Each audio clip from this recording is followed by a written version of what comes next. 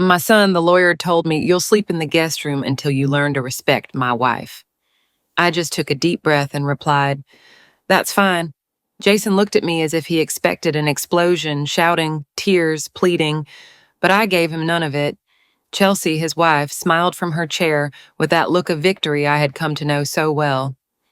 The next day, he came home early from work and asked with that arrogance that had recently become part of his personality, "Have you learned your lesson?" But when he saw my suitcase by the door and the house sale papers on the kitchen counter, his face turned pale. He finally understood who was really in control. And I, Carol, at 66 years old, allowed myself a quiet smile as I watched reality hit him like a cold wave. But let me tell you how we got here, because this story didn't begin with that hurtful phrase at the dinner table. If you're watching this video, please like and subscribe to the channel and tell me in the comments where you're watching my story of revenge from. I want to know how far it has reached. It started much earlier, with years of small humiliations that I swallowed like bitter pills, convincing myself that it was the price of a mother's love. My life had been a perfectly choreographed routine of silent sacrifices. Every morning I got up at 5:30, even before the sun painted the sky with its first warm colors. The smell of fresh coffee always filled the kitchen before anyone else woke up. I prepared Jason's breakfast exactly how he liked it. Scrambled eggs with a touch of black pepper, toast brown to that exact point between golden and crispy, fresh squeezed orange juice. Chelsea preferred green tea with lemon and French toast, but only if the bread was from the day before and cut diagonally, never straight. I learned their preferences like someone memorizes scriptures with blind devotion and the hope of being rewarded with something as simple as a thank you. The house we lived in wasn't just a structure of concrete and wood. It was the result of 15 years working double shifts as a nurse at the City General Hospital. I remember the endless nights when Jason was little, right after my husband Michael had died in that absurd accident that left us with nothing but debts and pain. I worked days on the pediatric floor and nights in the emergency room. I slept 4 hours if I was lucky. My feet would swell so much I could barely take off my shoes when I got home. But every dollar I earned, I saved with military discipline. No luxuries, no splurges. I bought this lot when Jason was 8. I hired contractors, supervised every inch of construction, chose every kitchen tile, every doorknob. This house was more than bricks and mortar. It was my legacy, my materialized effort, the promise I made to Michael on his deathbed. Our son will have a home. Jason grew up within these walls. He studied at the dining room table where Chelsea now browsed fashion magazines while I cleaned. He graduated from college with honors, entered law school, and became a corporate attorney with a salary I never dreamed of having. I was proud. Of course, every one of his accomplishments was mine too. But something changed when he met Chelsea. She came into our lives like an elegant storm, with her perfectly styled hair and her always impeccable nails, wearing ivory dresses that probably cost more than my monthly salary back then. She was pretty, smart, ambitious, and from day one she looked at me as if I were an old piece of furniture, cluttering the modern decor she was planning for her life. At first the comments were subtle. "Carol, don't you think you should update your wardrobe? Carol, in my family, we don't cook with so much grease. Carol, your way of speaking is a bit old-fashioned, isn't it?" Jason would laugh nervously, but he never defended me. Little by little, I became a shadow in my own house. I started eating alone in the kitchen while they dined in the dining room. I stopped giving opinions on household decisions. I became the unpaid employee of my own life, cleaning, cooking, doing their laundry while my existence faded like the steam from boiling water. The day everything exploded was Jason's 38th birthday. I spent all afternoon preparing his favorite meal, a traditional pot roast with rich gravy, creamy mashed potatoes, and fresh-baked rolls. My hands ached from all the kneading and stirring. The savory aroma filled every corner of the house. I set the table with the linen tablecloth I saved for special occasions. I placed candles. I arranged fresh flowers in the center. Everything had to be perfect. Chelsea arrived late as always, with a look of annoyance on her face. She sat down without even looking at the table and said, "Heavy food again, Carol? Don't you know Jason is watching his cholesterol?" I tried to explain that it was his favorite dish since childhood, that it was tradition. She interrupted me. Traditions also evolve.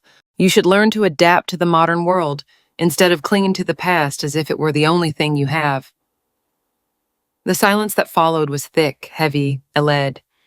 I waited for Jason to say something, anything to defend me, to remember the 1,000 times that pot roast had comforted him after a bad day. But he just lowered his gaze to his plate and mumbled, "Mom, maybe Chelsea has a point. I truly wonder if you were in my place. What would you do? Would you choose to be quiet to maintain peace, or would you dare to face everything to reclaim your voice? I want to know your opinion because every story is like a candle that can light the way for someone else. You should consider cooking lighter things." Something inside me shattered in that moment. It wasn't a loud break, but a silent one, like a crack spreading across the ice, and you know that soon everything will fall apart. I smiled, nodded, and retreated to the kitchen under the pretext of getting more water. I leaned my trembling hands against the sink and closed my eyes, counting breaths to keep from falling apart. That night, after they finished dinner, while I was washing the dishes with water so hot it reddened my skin, Chelsea entered the kitchen. She leaned against the door frame with her arms crossed and said to me, with a poisonous sweetness, "Carol, I think it's time we talked about your future here." My future here. Chelsea's words floated in the humid kitchen air like a threat thinly disguised as concern. I dried my hands with the kitchen towel, the one I had embroidered years ago with small flowers in the corners, and turned to look at her. She maintained that posture of superiority she had perfected, with her pearl-colored dress that surely cost more than $500 and her heels that clattered against the floor like tiny hammers every time she walked. "Go on," I said with a voice firmer than I felt inside. She smiled, but it wasn't a kind smile. It was the smile of someone who is about to strike a blow and is already savoring the victory. "Look," she began in a tone that pretended to be reasonable. "You've done a lot for Jason. No one denies that, but he's a grown man now. He has his own family, and frankly, your constant presence is affecting our marriage."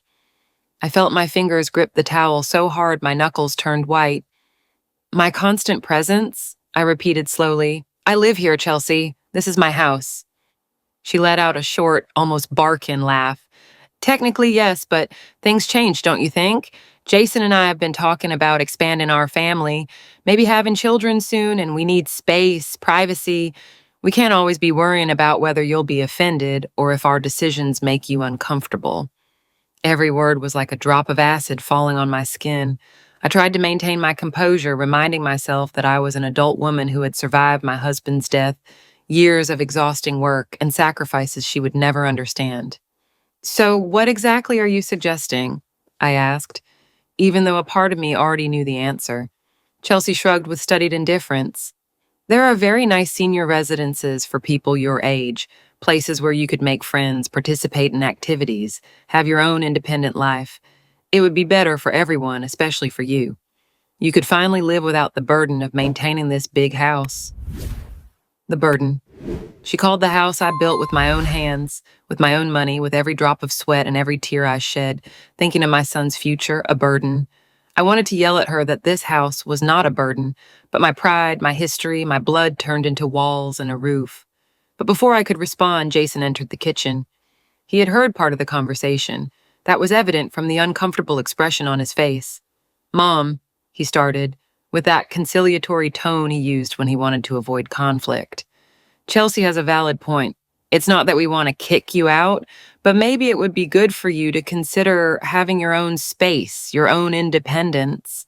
My own son, the boy I breastfed for 14 months, the one I cared for when he had pneumonia at age 5, staying awake for 3 straight days, the one who cried in my arms when he was rejected for his first high school dance. That same son was now suggesting I leave my house to make space for his wife." I felt something cold settle in my chest, something that was neither sadness nor rage, but a chilling clarity that cut through all the excuses and self-deceptions I had been telling myself for months. I didn't say anything. I simply nodded, hung the towel over the edge of the sink, and went upstairs to my bedroom. I heard Chelsea murmur something to Jason, probably celebrating her small victory. I heard my son's low laugh, that sound that used to fill me with joy and now only caused a sharp pang of pain somewhere deep within my being. I closed the door to my room, the master bedroom that I had designed with large windows to let in the morning light, and sat on the edge of the bed I had shared with Michael for the few happy years we had together before a drunk driver took him from us. The following weeks were silent torture. Chelsea intensified her campaign of discomfort. She reorganized the kitchen without asking me, moving the pots and pans that I had arranged a certain way for years. She started inviting her friends over in the afternoons, occupying the living room with their loud laughter and conversations about spas and European vacations, while I took refuge in my room like an intruder in my own home.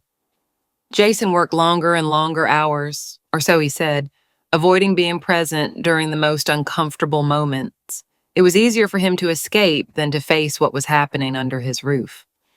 One afternoon, while folding clean laundry in the utility room, I overheard Chelsea talking on the phone with her mother.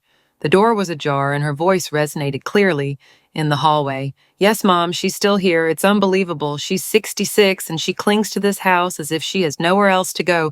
Jason is too soft on her. If it were up to me, I would have given her an ultimatum already."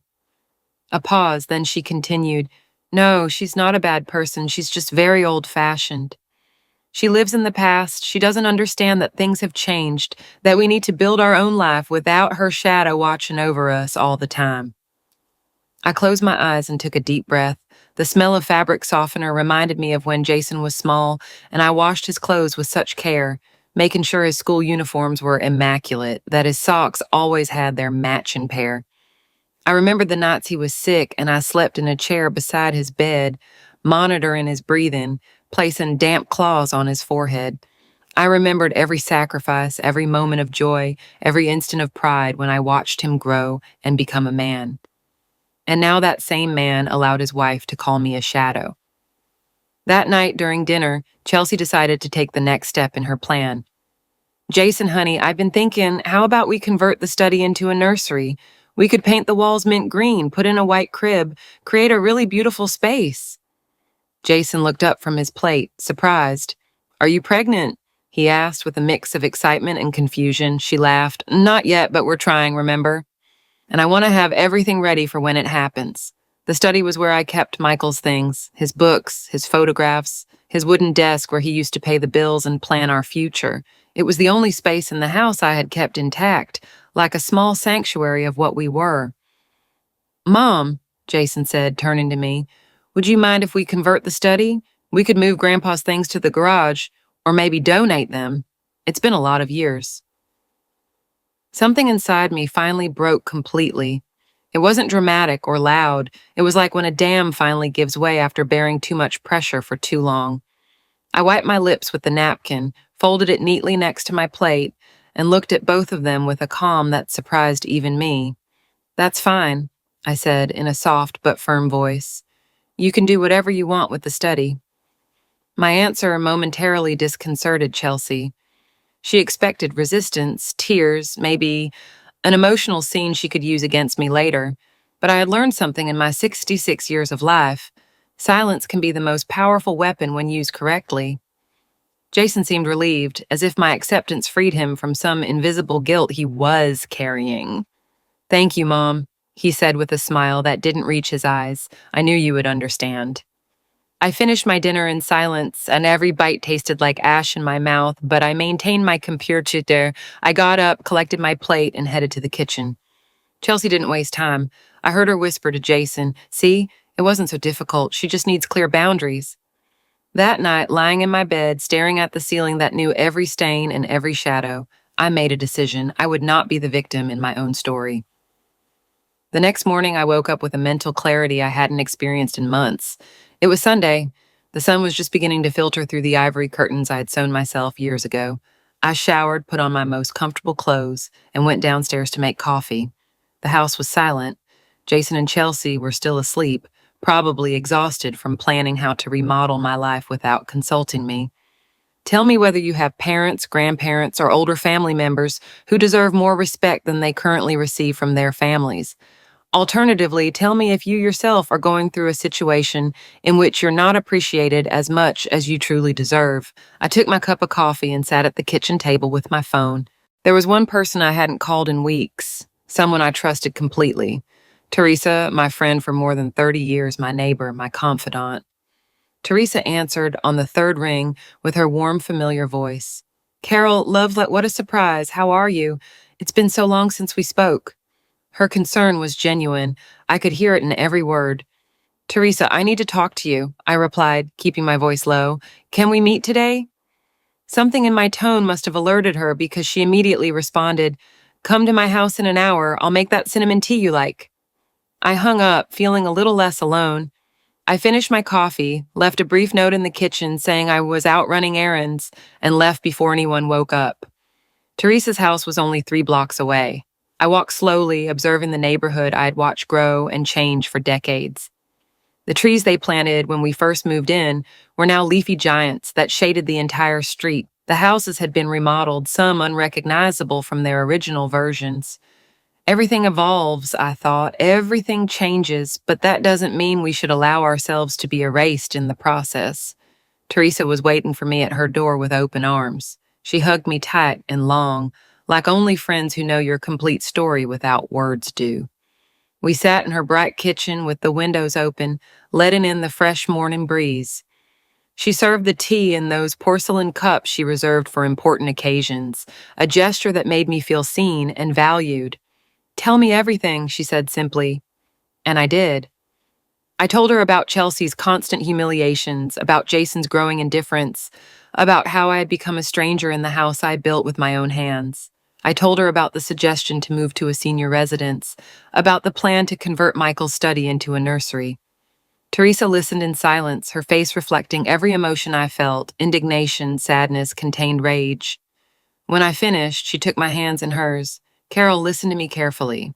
You are not a burden. You're not an old piece of furniture that needs to be replaced. That house is yours, legally and morally yours. Remember that? Her words were like a slap of reality. Of course I remembered. The deed to the house was in my name. Jason had never contributed a single dollar to the mortgage. When he graduated from college, I'd already paid it off. The house was 100% mine, but at some point in the last few years, I had started behaving as if I were a guest, as if my place there depended on my son's generosity. Teresa continued, You need to talk to an attorney, you need to understand your options, and you need to remember who the hell you are. That afternoon, after returning home feeling a mix of determination and fear, I found Chelsea alone in the living room, flipping through decorating magazines. Jason had gone to the gym. It was the perfect time. I sat down opposite her, something I hadn't done in months. I usually avoided her presence, but now I needed to observe her closely, to understand who I was really dealing with. She looked up, surprised by my initiative. Do you need something? She asked with that condescending tone she had perfected. Yes, I replied calmly. I need you to understand something. This house is mine. The deed is in my name. I paid for it. I built it. I decided on every detail. Her expression changed subtly. A flicker of something close to worry crossed her eyes before she recomposed her mask of superiority. Well, technically yes, but Jason is your son. Surely when you pass, he will inherit it. What's your point? My point, I said slowly, is that as long as I am alive, the decisions about this house are mine to make. Not yours, not Jason's, mine. She closed the magazine with a sharp snap. You're being dramatic, Carol. No one is trying to take anything from you. We are just trying to live together as a modern family, but you cling to your old ways as if the world hasn't moved on. I stood up, feeling a new strength in my legs. The world has moved on, Chelsea, and so have I, more than you imagine. That night, Jason came home late from the gym. Chelsea had already told him about our conversation. That was evident from the way he entered the kitchen where I was preparing dinner. Mom, we need to talk, he said with a tense voice. Of course, I replied without turning to look at him.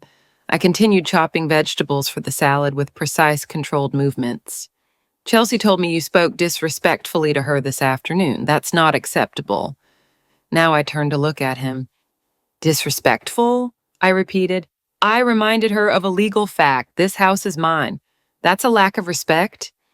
He rubbed his face with his hands, a gesture of frustration I knew well since he was a teenager. It's not about legal ownership, Mom. It's about family, about learning to live together, about respecting everyone's needs, not just yours. Everyone's needs except mine, I thought, but I didn't say it out loud. Instead, I asked, "And what exactly are my needs, Jason? Have you ever asked me in the last 6 months?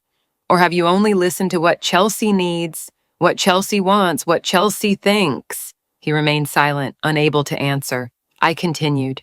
"I spent 30 years building this place for you. I worked until my feet bled, until my back screamed with pain, until I didn't remember what it felt like to sleep an entire night. All for you, so you would have a home, an education, a future. And now you treat me like an obstacle to your happiness." "Mom, it's not like that," he began to say, but I interrupted him. "Then show me. Show me that I still matter in this family you claim to value so much." He opened his mouth, but no words came out. At that moment, Chelsea appeared at the kitchen entrance. "Jason, honey, is everything okay?" Her voice was sweet as poisoned honey. He looked at me one last time before answering. "Yes, everything is fine. We were just clearing up a few things." He left with her, leaving me alone in the kitchen with my half-chopped vegetables and my completely broken heart. That night was when everything definitively changed.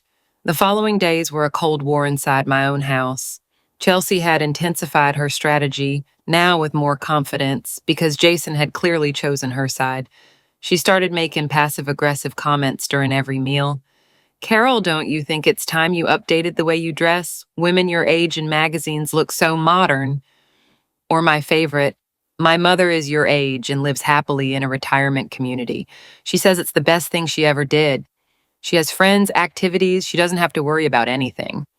Every sentence was a stab wrapped in false concern. I smiled, nodded, and continued with my routines. But inside, I was taking mental notes of every offense, every humiliation, every moment my son looked away while his wife tore me down with polite words. On the Friday of that week, Teresa called me early in the morning. "Carol, I have the name of an excellent lawyer, Louis Martin, an old friend of my late husband. He specializes in family law and property. I told him generally about your situation, and he's willing to meet with you this very afternoon if you can. What do you say?" I felt my heart beating faster. It was the next step, and I was afraid to take it, because it meant this was real, that I was actually considering options I never imagined I would need against my own son. "Yes," I replied with a firm voice. "Give me the address. I'll go this afternoon." I hung up and stared at my reflection in the hallway mirror. The woman looking back at me had wrinkles around her eyes, gray hairs that I had stopped dyeing months ago, but her eyes held a determination I hadn't seen in a long time. I told Jason and Chelsea I had a routine doctor's appointment. They didn't even ask for details, too busy planning their weekend. I took my purse, the house documents I kept in my room, and drove downtown. Louis Martin's office was in an old but well-maintained building, with marble floors and tall windows that let in natural light. The receptionist guided me to his office on the third floor. Louis was a man in his 70s with completely white hair, but lively eyes and a warm smile that immediately made me feel secure. "Carol, a pleasure to meet you. Teresa has spoken wonders about you for years. Please sit down and tell me what brings you here." For the next hour, I told him everything. Not just the recent events, but the complete history. How I had worked to exhaustion to buy and pay for the house. How Jason had changed after marrying Chelsea. How little by little they had turned me into a stranger in my own home. Louis listened attentively, taking occasional notes, nodding with understanding. When I finished, he leaned back in his chair and laced his fingers over the desk. "Carol, legally your position is very solid. The house is entirely in your name. Your son has no legal right to it while you are alive, unless you decide to transfer it to him. But I have to ask you something important. What do you really want? Do you want to establish boundaries, or do you want to take more drastic measures?" The question hit me like a punch to the stomach. What did I really want? I wanted my son to see me again. I wanted him to remember who I was before Chelsea filled his head with ideas about controlling mothers and meddling mothers-in-law. But more than that, I wanted my dignity back. "I want them to understand that they cannot treat me as if I were invisible," I finally replied. "I want them to know that I still have a voice, a will, and power over my own life." Louis nodded slowly. Then let me explain your options. You can sell the house. With the current market, you'll probably get around $650,000, maybe $700,000.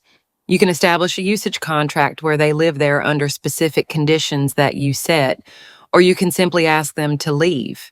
It's your property, your decision. $60,000.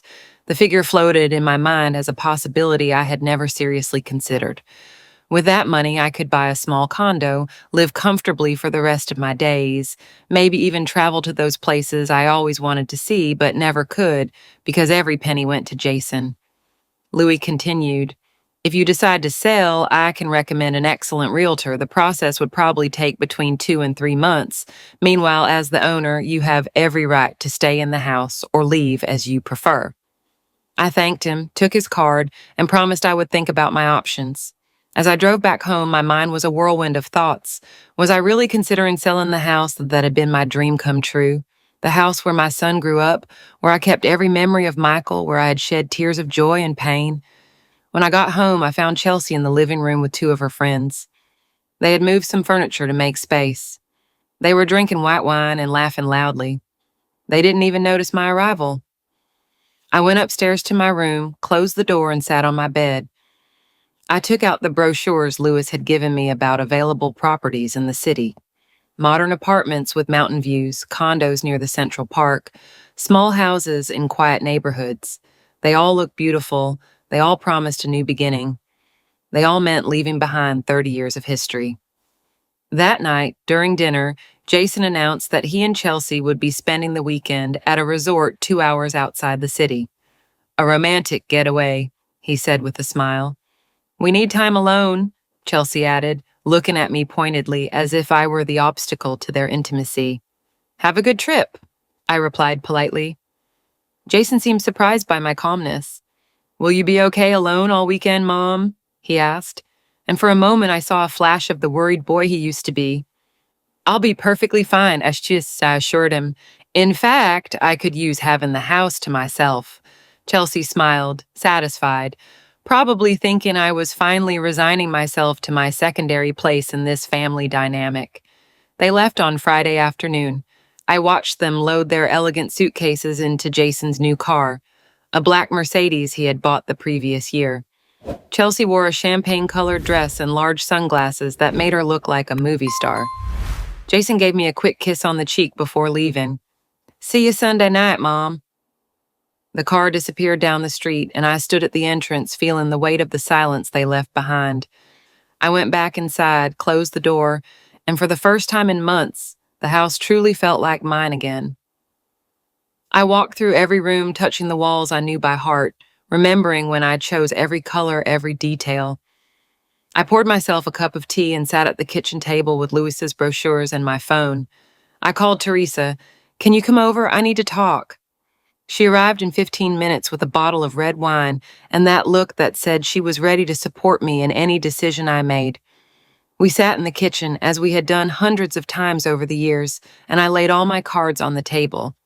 "Teresa, I think I'm going to sell the house." The words came out easier than I expected. She didn't seem surprised.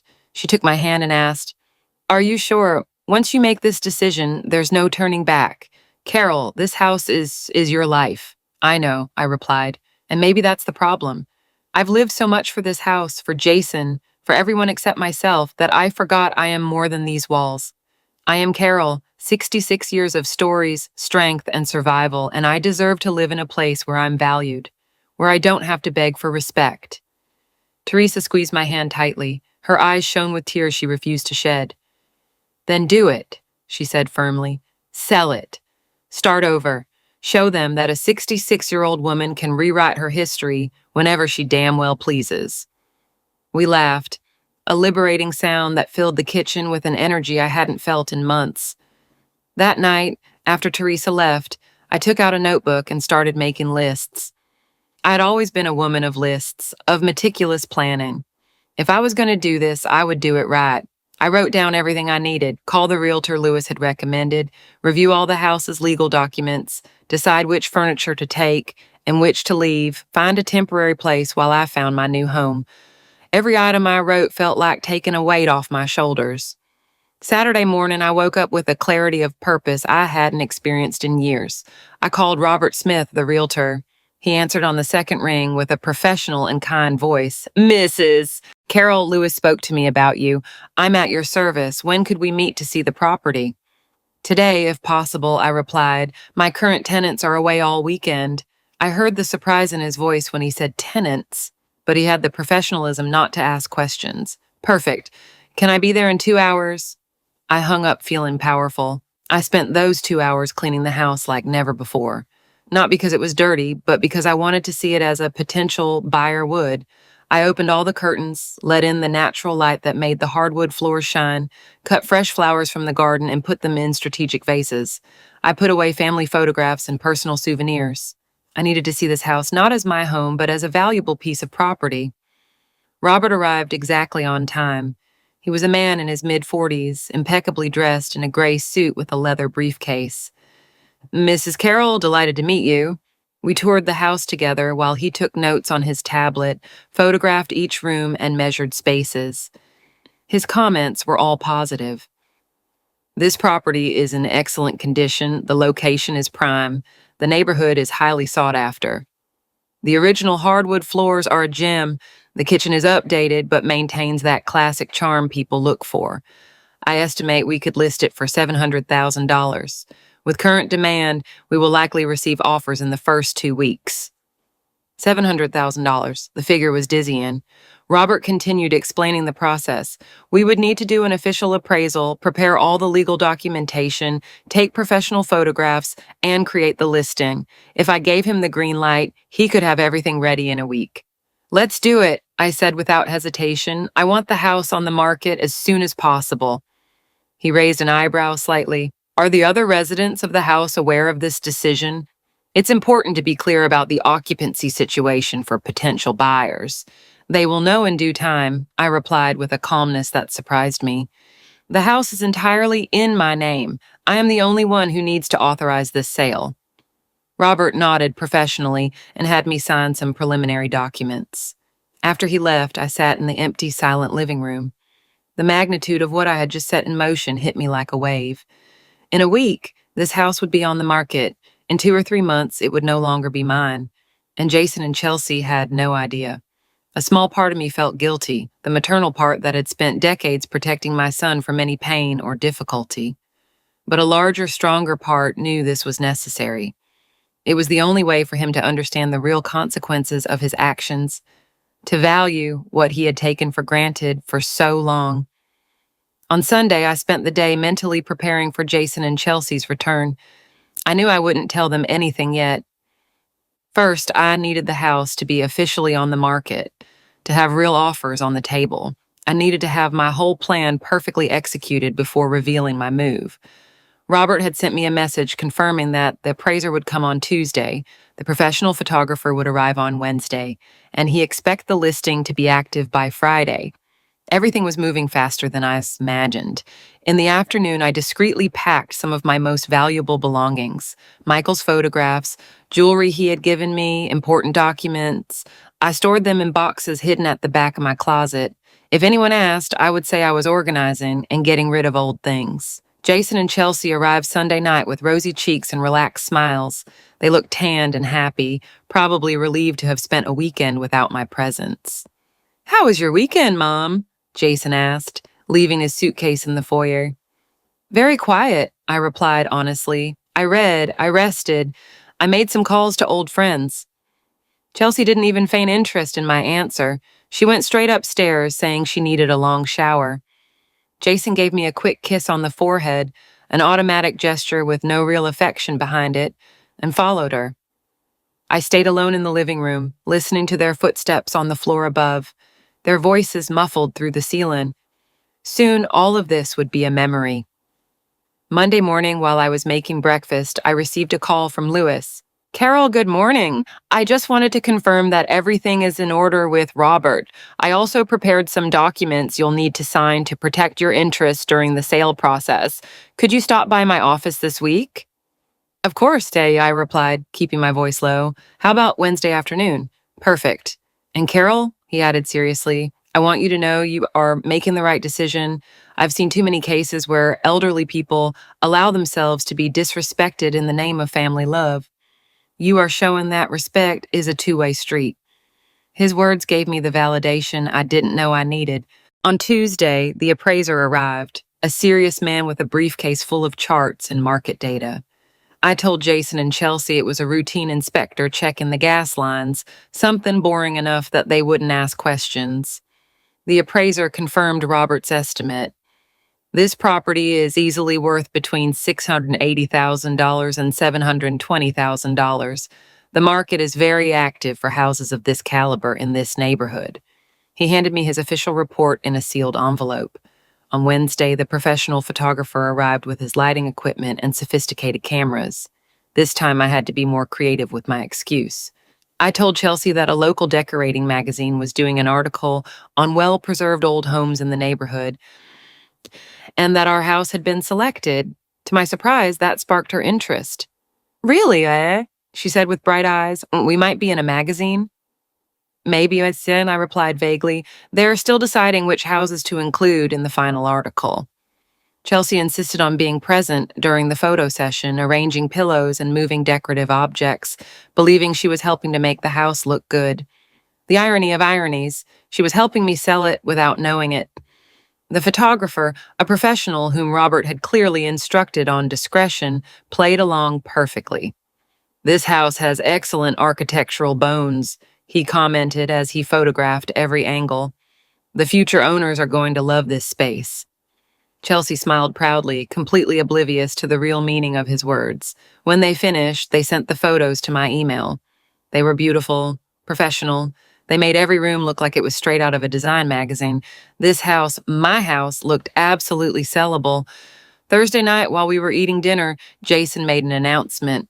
"Chelsea and I have been talking. We've decided it's time to start looking for architects to remodel some areas of the house. We want to modernize the master bathroom, maybe expand the kitchen, and convert the study into that nursery we mentioned." My fork stopped halfway to my mouth. "Remodel?"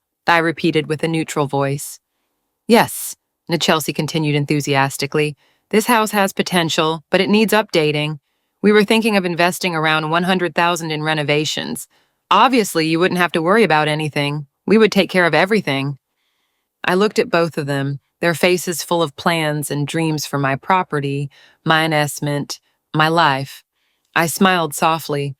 "That sounds interesting. Tell me more about your ideas." They spent the next hour showing me photos on their phones of modern kitchens with stainless steel appliances, bathrooms with rain showers and Italian marble tiles, nurseries with woodland animal themes. Each image was a stab, reminding me how they had mentally taken possession of my space long before they had any legal right to it. As they talked animatedly about imported granite and designer European faucets, I nodded at the appropriate moments, making vague comments that they interpreted as approval. Inside, a part of me wanted to scream the truth right then, to tell them there would be no renovations because there would be no house.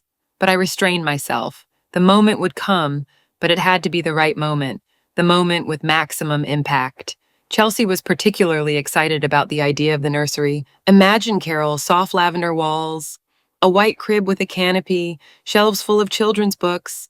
It'll be the perfect space for when we finally get pregnant. The way she said finally, as if it were just a matter of time and planning, made me feel a mix of pity and frustration. They were building castles in the air on foundations that did not belong to them. Friday morning, I received the message I had been waiting for. It was from Robert. "The property is officially on the market. The listing went live an hour ago, and we already have 3 viewing requests scheduled for tomorrow. Interest is very high. I've attached the link to the online listing." I opened the link with trembling hands. There was my house, professionally photographed, described with elegant words that made it sound like a palace. Classic residence in premium neighborhood. 3 bedrooms, 2.5 bathrooms, remodeled kitchen, original hardwood floors, mature garden with fruit trees. Perfect for a family seeking warmth and a prime location. Price $700,000. I closed the phone and took a deep breath. There was no turning back now. The machinery was in motion. That afternoon, Teresa came to visit me. I showed her the online listing and she whistled softly. It looks beautiful, Carol, and that price is excellent.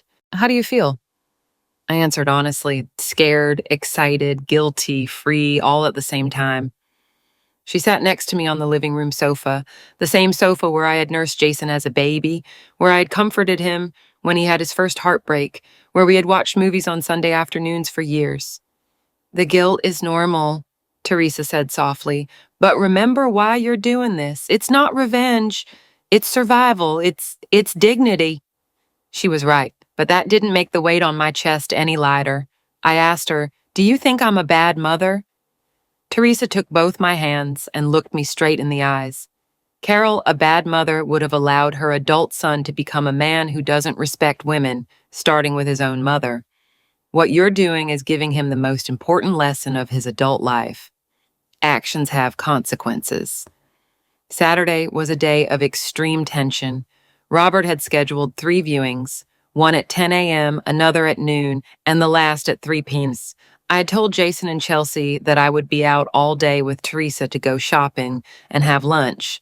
I needed them not to be in the house while potential buyers toured it. Jason barely looked up from his laptop when I informed him of my plans. "Have fun," he mumbled distractedly. Chelsea was on the phone discussing curtain prices with some decorator.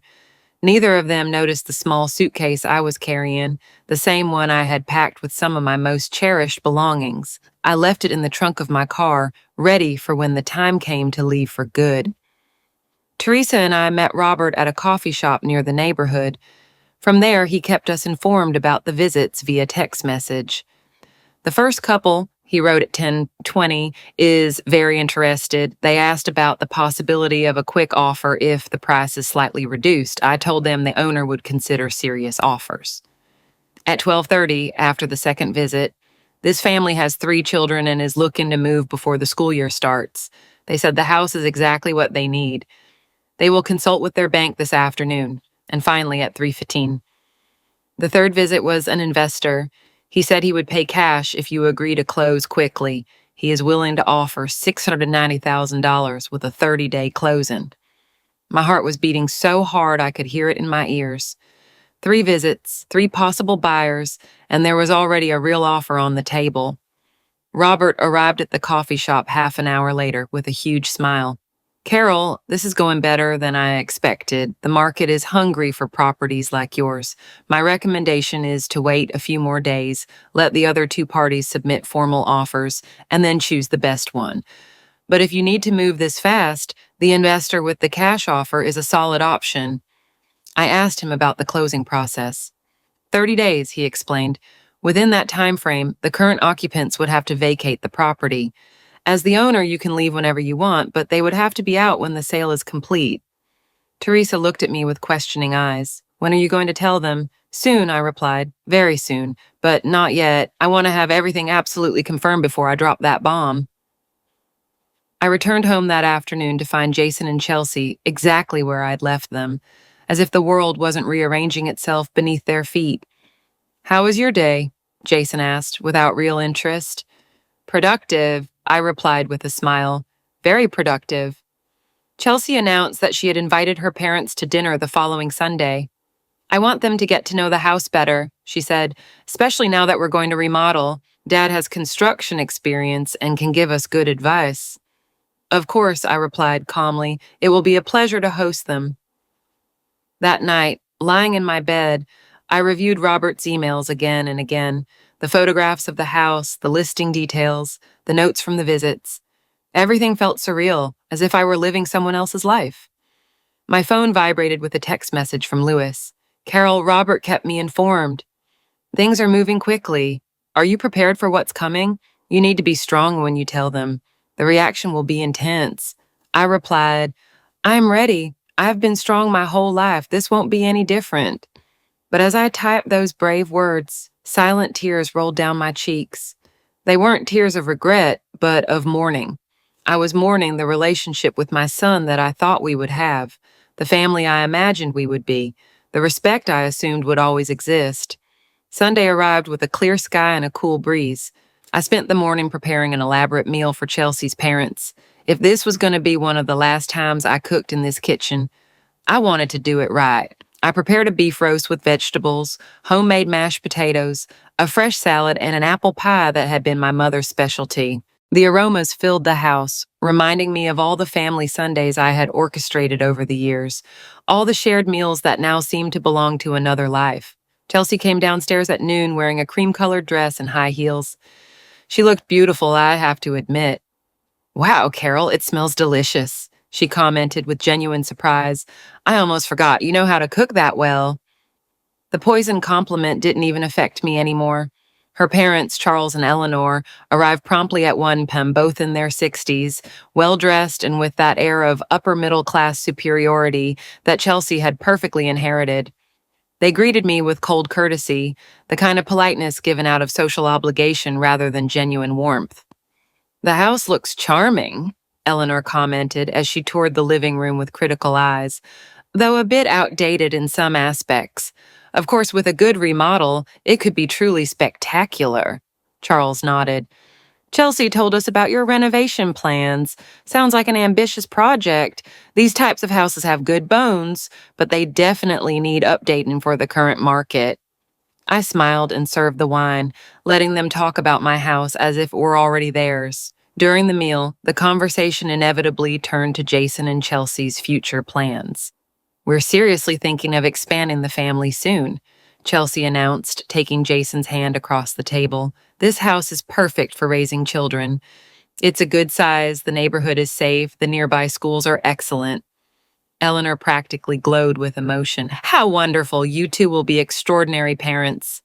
"And Carol," she added, turning to me, "how lucky you are to be able to be close to your future grandchildren. Many grandmothers don't have that privilege." The comment was loaded with the assumption that my role would be that of a convenient silent babysitter. I smiled without responding. Jason intervened. "Mom has been incredible, very understanding about all the changes. She has really learned to adapt to our dynamic." Learn to adapt, as if I were a child being trained, not an adult woman being displaced. Charles asked about legal aspects of the house. "Jason, do you have everything in order regarding the property? It's important to be clear about those issues, especially if you're going to invest significant money in renovations." Jason hesitated for a moment. "Well, technically the house is still in Mom's name, but it's just a formality. It will eventually be mine. Mom and I have an understanding." Charles frowned. "Verbal understandings aren't worth much legally, son. You should make sure to get something in writing, especially before spending $100,000. The tension in the dining room became palpable. Chelsea looked at Jason with questioning eyes, clearly uncomfortable with the direction of the conversation. Jason cleared his throat nervously. "I don't think it's necessary, Dad. My mom isn't going to complicate things. She knows this house will eventually be ours," Charles insisted. "It's not about complicating anything. It's about protecting your investment. If you're going to remodel a property, you need to make sure you have legal rights to it. It's basic common sense," Eleanor added with a sweet but firm voice. "Carol, surely you understand your son's position. Maybe it would be prudent to transfer the property to his name now, or at least establish something legal that protects both your interests." All eyes turned to me. I took a sip of water, placed the glass on the table with deliberate slowness, and finally spoke. "You're right that legal agreements are important. In fact, I've been taking care of precisely that this past week." Jason looked relieved. "Really, Mom? That's excellent. You talked to an attorney about transferring the house?" I smiled softly. "Yes, I talked to an attorney, but not about transferring the house. I talked about selling it." The silence that followed was absolute. You could hear the ticking of the wall clock, the distant hum of the refrigerator. Chelsea was the first to react. "Selling it?" she repeated as if the word were a foreign language. "What are you talking about?" I leaned back in my chair, feeling a strange calm take hold of me. "I'm talking about putting this house on the market last Friday. I already had 3 potential buyer viewings on Saturday, and I have a formal offer for $690,000 cash with a 30-day closing." Jason went pale. "Mom, this has to be a joke. You can't be serious." "I'm completely serious," I replied. This house is mine. I paid for it with my labor for 15 years. I never put it in your name, and now I've decided to sell it." Charles and Eleanor exchanged uncomfortable glances, clearly unsure whether they should intervene or remain silent. Chelsea abruptly stood up from her chair. "This is ridiculous, and you can't make a decision like this without consulting us. We live here." "You live here as my guests," I corrected with a firm voice. "This house was never yours. And after weeks of being treated like an employee in my own home, of being humiliated, displaced, and disrespected, I decided it was time to remind everyone who really holds the control." Jason found his voice, though it was trembling. "Mom, you can't do this. Where are we going to live? What are we going to do?"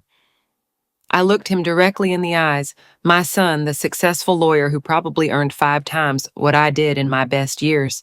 "Jason, you earn enough money to rent or buy your own house. You always could have, but you chose to stay here because it was convenient, because it was free, because you assumed I would never say no." Chelsea jumped in with a sharp voice. "But you said you understood, that you agreed with the changes, that you accepted your place here." "My place here," I repeated slowly, "was that of owner and mother, not servant or tolerated guest. You slowly stripped away my dignity, believing that my maternal love was unlimited and unconditional, regardless of how you treated me. You were wrong." Eleanor tried to mediate in a conciliatory tone. "Carol, I understand you're upset, but this is too drastic. Think of your son, his future, the grandchildren you could have. Are you really going to destroy the family relationship over pride? Pride, Mrs. Eleanor, is self-respect, something I should have demanded a long time ago." Charles stood up from the table. "I think we should leave and let the family resolve this privately." Eleanor followed him, but not before shooting me a look of disapproval that affected me zero. When Chelsea's parents left, the house was filled with a thick, dangerous silence. Chelsea looked at Jason, expecting him to do something to fix the situation. Jason looked at me as if I were a stranger. "Mom," he began with a controlled but tense voice, "I recognize that we have made mistakes. Chelsea can be intense, and I should have defended you more. I'm sorry, but this selling the house is too extreme. Give me a chance to fix things. Cancel the sale, and I promise everything will change." I looked at him with sadness. "Jason, you've had months of opportunities to fix things. Every time Chelsea humiliated me and you looked away. Every time you made decisions about my house without consulting me." "But you never said anything," he protested. "You always seemed to agree. How was I supposed to know you were so upset?" "Because I shouldn't have to shout to be heard," I replied. "Because a son who truly knows his mother should notice when she is being hurt. Because respect is not something to be asked for. It must be given." Chelsea slumped into a chair, defeated. "So there really is nothing we can do to change your decision?" I looked at both of them, my son and his wife, and for the first time in months I felt they were really seeing me, not as a piece of furniture or an obstacle, but as a person with my own will. "The cash offer is solid," I said calmly. "But Robert informed me this morning that the family with 3 children who visited on Saturday submitted an offer for $705,000. They are willing to wait up to 60 days for closing, if necessary." Jason turned even paler. $705,000. That amount probably represented several years of his salary. "Mom, please." His voice cracked slightly. "Don't do this. We'll find a way to make it work. We'll change. Chelsea and I will talk. We'll establish new rules, clear boundaries. You can stay in your room. No one will ever disrespect you again. Just give me a chance to be a better son." The words I had waited months to hear finally arrived, but they were tinged with desperation, not genuine understanding. "Jason, ask yourself something. Honestly, if I hadn't put the house up for sale, would you really have changed? Or would you simply have continued to allow me to be treated as invisible until I finally left on my own?" He couldn't answer. His silence was the response. Chelsea tried another angle. "Think about the money you'll lose in taxes, in realtor commissions, and then you'll have to look for another place, move at your age. Is all that stress really worth it just to prove a point?" "Proving a point?" I replied firmly. "I am taking back my life, and yes, it is worth every penny and every hassle." My phone rang, interrupting the tense conversation. It was Robert. "Excuse me, I have to take this." I went out to the back garden where the rose bushes I'd planted 20 years ago bloomed splendidly despite the drizzle.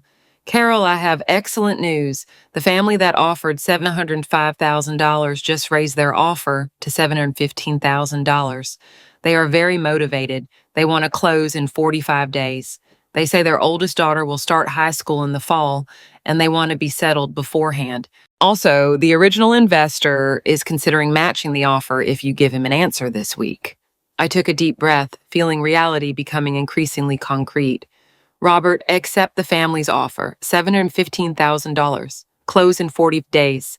I want this house to go to people who will appreciate it, who will raise their children here with love. Excellent decision, Robert replied with professional enthusiasm. I'll prepare all the documents. You'll need to come in to sign tomorrow, and Carol, I just want to tell you that I admire your strength. It's not easy to make decisions like this, especially when family is involved. I hung up and stared at the garden. How days, in a month and a half, this house would no longer be mine. I felt strangely liberated and terrified at the same time.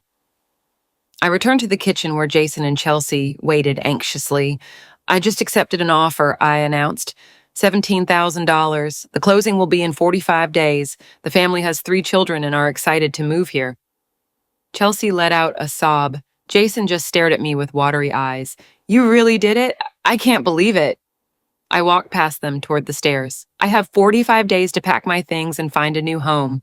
You do too. I suggest you start looking for apartments or rental houses. With your salary, Jason, you shouldn't have a problem. I went up to my room and closed the door, leaving them to process the irreversible reality. That afternoon, while organizing my belongings, Teresa visited me. She walked into my room with 2 cups of hot tea and sat on my bed. You did it? She said with a mix of pride and concern. How do you feel? Honestly, I don't know, I admitted. One part of me feels powerful, like I've finally regained control. Another part feels guilty, like I failed as a mother. Teresa took my hand. Carol, a mother who allows her adult son to mistreat her is not being a good mother. You are teaching him the most important lesson. Respect is earned and maintained. The following days were bleak. Jason barely spoke to me, communicating only when absolutely necessary. Chelsea alternated between dramatic crying and hostile silence. They started looking at apartments, though it was clear that none met their standards after living in a 3-bedroom house rent-free. On Tuesday, I went to Robert's office to sign the sale documents. Louis was there too, reviewing every clause to ensure my interests were protected. Carol, this is official, Robert said as I signed the last page. The house will be sold on November 25th. The new owners will take possession that day. My hands trembled slightly as I signed my name on the dotted line. Carol Delgado, the name that had built this life, was now dismantling it to build a new one. That night, during a silent, tense dinner, Jason finally spoke. We found an apartment, 2 bedrooms downtown. It's modern but small, very different from this. His tone carried thinly veiled resentment. I'm glad you found something, I replied sincerely. Downtown has nice areas. You'll be close to your office. Chelsea dropped her fork with a clatter. That's all you're gonna say? You're glad? You just shattered our plans, our future, and you act like nothing happened. I didn't shatter anything, I replied, keeping my calm. You built your plans on a foundation that wasn't yours. I'm just reclaiming what is mine. Jason abruptly got up from the table. You know what, Mom? Maybe this is for the best. You clearly need your space, and we need ours. Maybe distance will do us all some good. His words hurt more than I expected, but I didn't let it show. Maybe you're right, I replied softly. Sometimes distance provides perspective. He went upstairs, leaving his dinner half-eaten. Chelsea looked at me with an expression that mixed hatred and something akin to respect. I never saw you coming, she admitted. I thought you were just an old-fashioned lady, but you turned out to be more calculating than me. I'm not calculating, Chelsea. I simply reached the limit of what I was willing to tolerate. She nodded slowly. I guess I learned something. Never underestimate the mother-in-law. And she stood up and went upstairs too, leaving me alone in the dining room with the echo of their footsteps fading away. The following weeks passed in a blur of activity. I hired a moving company to pack my belongings. I decided to donate most of the large furniture. The new family would need it more than I would. I kept only the essentials, my clothes, my photographs, some small furniture with sentimental value, Michael's books, the things that really mattered. I found a beautiful two-bedroom apartment in a modern building near the park. It had huge windows with mountain views, an updated kitchen, and best of all, it was completely mine. No painful memories attached to the walls, a blank canvas for my new life. I made the first payment with part of the advance from the house sale. I signed the lease with steady hands and a hopeful heart. Teresa helped me decorate the new place. We bought plants for the windows, mustard-colored curtains that let in warm light, some new paintings for the walls. "This place is beautiful, Carol," Teresa said, admiring the living room. "It feels like you, fresh, full of light, with room to breathe." She was right. For the first time in years, I felt like I was inhabiting a space that reflected who I really was, not who others needed me to be. The day of my official move arrived 2 weeks before the closing of the sale. I wanted to leave early, settle into my new home, and start my new life without the constant tension of living with Jason and Chelsea. The moving trucks arrived early in the morning. Jason watched from his bedroom window as the workers loaded my boxes. When the last box was loaded onto the truck, I went down the stairs for the last time as a resident of that house. Jason was standing in the living room, arms crossed, with an inscrutable expression. Chelsea had locked herself in her room, refusing to come out to say goodbye. We looked at each other in silence for a long moment, my son and I, separated by so much more than the physical distance between us. "Mom," he began with a hoarse voice, "I still don't understand how we got here, how we went from being a family to this." I walked over to him, put my hand on his cheek as I had done 1,000 times when he was a child. "We got here because you forgot that respect is the basis of any relationship, even family ones, especially family ones. And because I forgot that I deserve to be treated with dignity, not just for being your mother, but for being a person."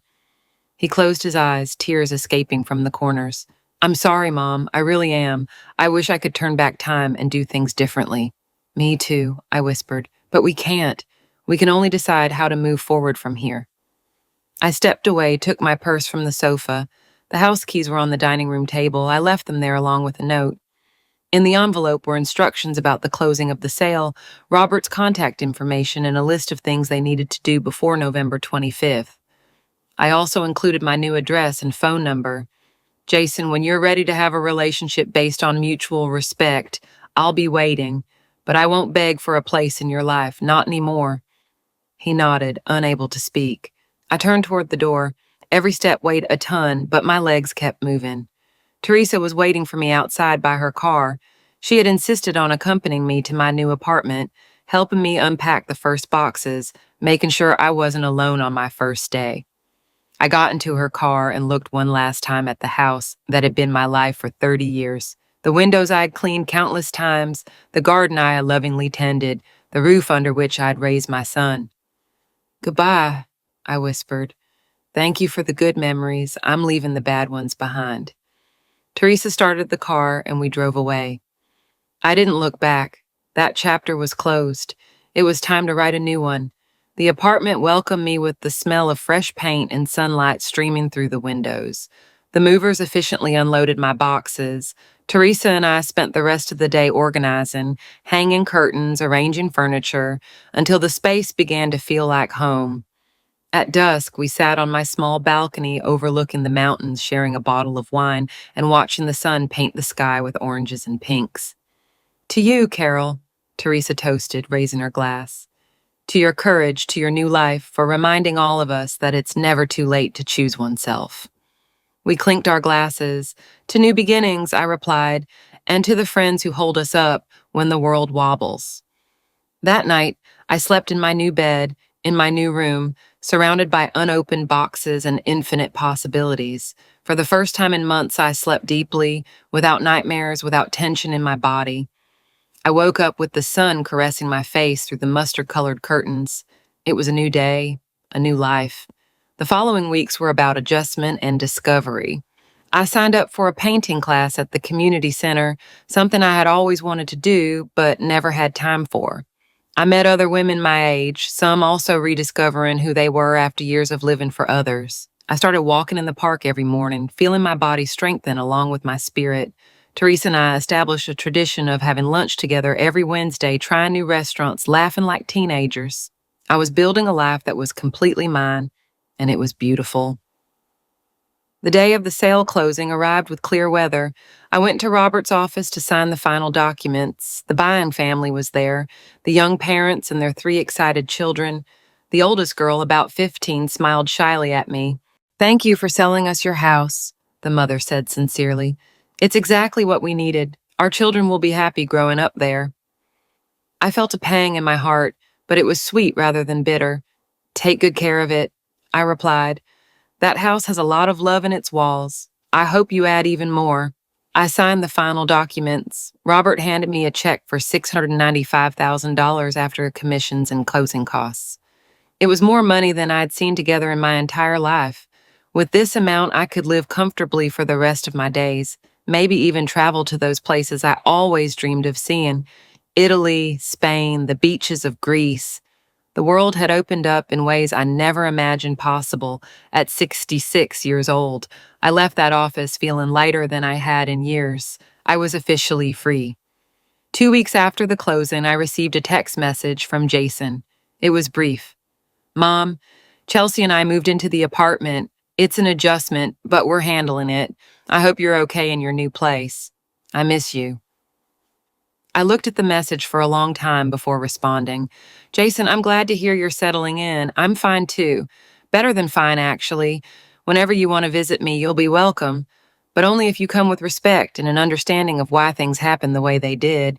I love you always, but I love myself too now." His reply came an hour later. "I understand, Mom, and you're right. I need time to process everything, but I want to rebuild our relationship the right way."